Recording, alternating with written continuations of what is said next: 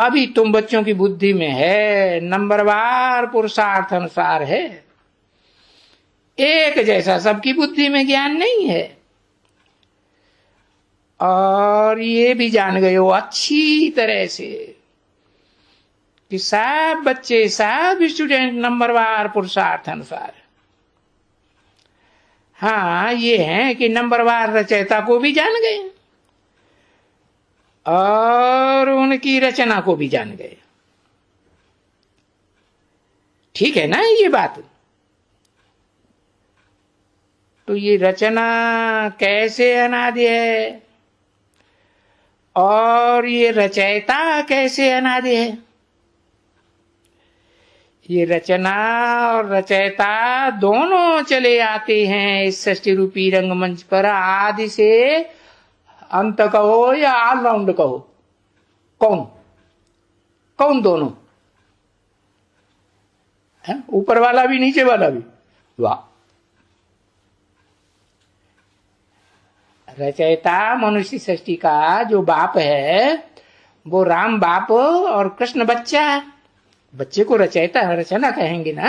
हाँ, तो इनका पार्ट ही है संगम युग पर आना, रचयिता और रचना दोनों का।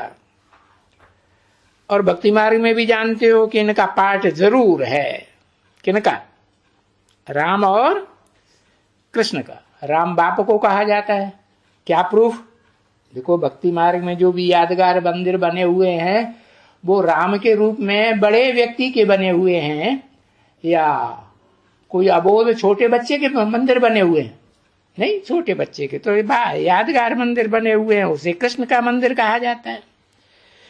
तो ये दोनों चले आते हैं अनादि, सत्य की आदि से इनका पार्ट है, राम और कृष्ण का।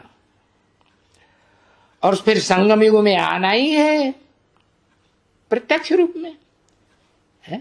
राम और कृष्ण की आत्माएं संगम युग में सारी दुनिया के सामने ये बाप है और बच्चा प्रत्यक्ष होने हैं या नहीं होने? होने। और भक्ति मार्ग में भी जानते हो कि इनका पाठ तो जरूर है।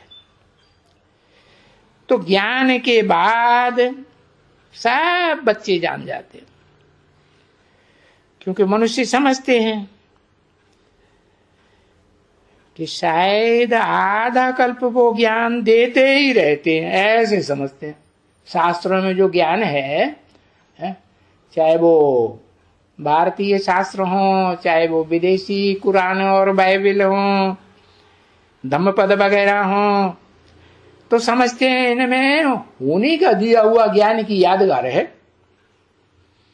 और ज्ञान देते रहते हैं, आधा कल्प देते रहते हैं। कौन? रचयिता बाप है। कौन रचयिता बाप?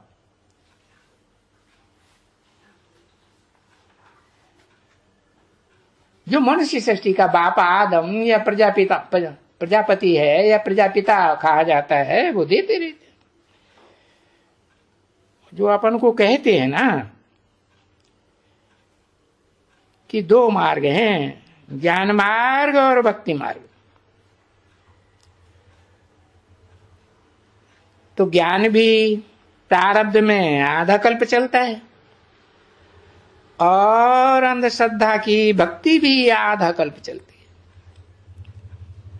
और ये भक्ति भी चलती रहती है। ऐसे नहीं है कि ज्ञान भी चलता रहता है, नहीं।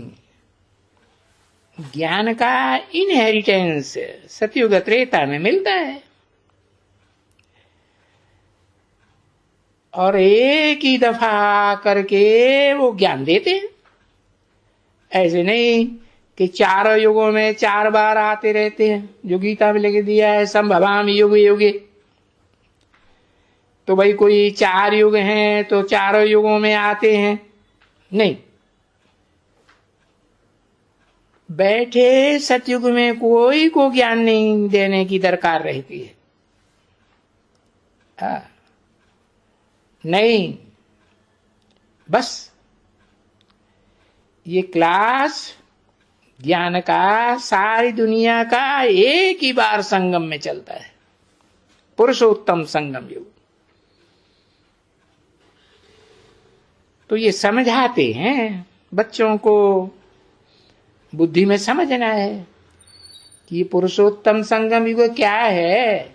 जैसे भक्ति मार्ग में कहते हैं अधिक मास, पुरुषोत्तम मास नाम दिया है यादगार में, तो ये भी अधिक युग है। 4 युग माने जाते हैं ना।